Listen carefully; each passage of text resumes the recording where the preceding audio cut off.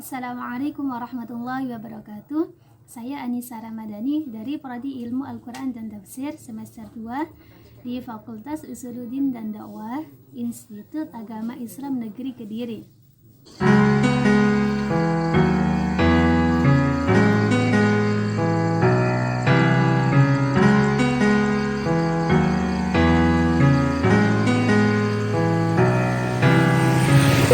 Take my hand and we'll go away to a different place, float on air. Bismillahirrahmanirrahim. Oke, di sini saya akan menjelaskan tentang aliran empirisme, yaitu David Hume dan John Locke.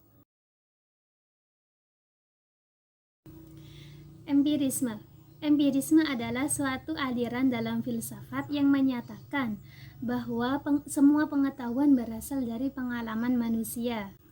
Empirisme berasal dari bahasa Yunani empirin, yang berarti coba-coba atau pengalaman. John Locke lahir pada tanggal 29 Agustus 1632 dan beliau meninggal pada tanggal 28 November 1704 pada umur ke-72 tahun. John Locke adalah seorang filsuf dari Inggris yang menjadi salah satu tokoh utama dari pendekatan empirisme. Selain itu, di dalam bidang filsafat politik, John Locke juga dikenal sebagai filsuf negara liberal bersama dengan rekannya Isaac Newton.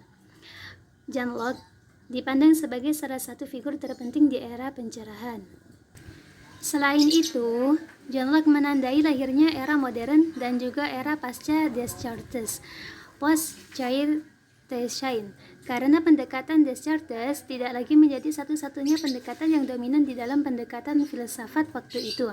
Kemudian, John Locke juga menekankan pentingnya pendekatan empiris dan juga pentingnya eksperimen di dalam mengembangkan ilmu pengetahuan.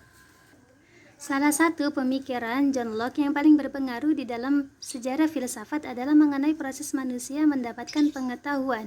Ia berupaya menjelaskan bagaimana proses manusia mendapatkan pengetahuannya. Menurut John Locke, seluruh pengetahuan bersumber dari pengalaman manusia. Posisi ini adalah posisi empirisme yang menolak pendapat kaum rasionalis yang mengatakan sumber pengetahuan manusia yang terutama berasal dari rasio atau akal pikiran.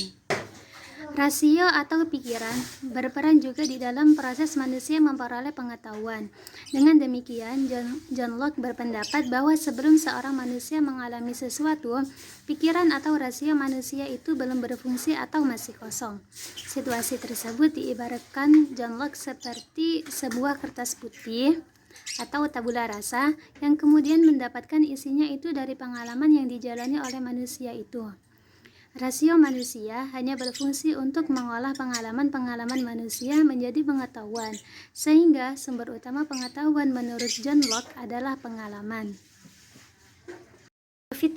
David Hume lahir pada tanggal 26 April 1711 dan beliau meninggal pada tanggal 25 Agustus 1776, yaitu pada umur 65 tahun. David Hume adalah filsuf Skotlandia, ekonom, dan sejarawan. Dia dimasukkan sebagai salah satu figur paling penting dalam filosofi barat dan pencerahan Skotlandia. Walaupun kebanyakan ketertarikannya, karya Hume berpusat pada tulisan filosofi. Sebagai sejarawanlah, dia mendapat pengakuan dan penghormatan. Karyanya yaitu The History of Legend merupakan karya dasar dari sejarah Inggris untuk 60 atau 70 tahun sampai karya Macaulay. Hume sangat dipengaruhi oleh empiris John Locke dan George Berkeley, dan juga bermacam penulis berbahasa Perancis seperti Pierre Bailly, dan bermacam figur dalam landasan intelektual berbahasa Inggris seperti Isaac Newton, Samuel Charles, Francis Hutcheson, Adam Smith, dan Joseph Barton. Hume merupakan filsuf besar pertama di era modern yang membuat filosofi naturalistis. Filosofi ini sebagian mengandung penolakan atas prevalensi dalam konsepsi dari pikiran manusia, merupakan miniatur dari kesadaran suci. Sebuah pernyataan Edward Clarke yang dimasukkan dalam doktrin image. of God. Doktrin ini diasosiasikan dengan kepercayaan dalam kekuatan akal manusia dan penglihatan dalam realitas, di mana kekuatan yang berisi sertifikasi Tuhan. Skeptisisme datang dari penolakannya atas ideal di dalam. Salah satu pemikiran skeptis radikal Hume dapat diringkas secara sederhana demikian: kausalitas itu tidak ada. Bila ada dua peristiwa yang biasanya dianggap orang sebab akibat, misalnya pertama, air mendidih pada 100 derajat Celcius karena nomor 2, air dipanaskan dengan api, itu hanyalah hubungan post hoc. Maksudnya peristiwa nomor 1 terjadi setelah pos peristiwa.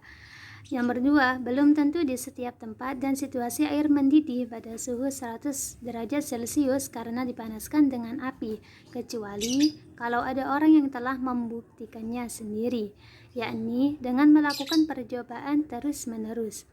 Keraguan-raguannya itu membuatnya digolongkan dalam filsuf empirisme, tetapi secara khusus empirisme radikal.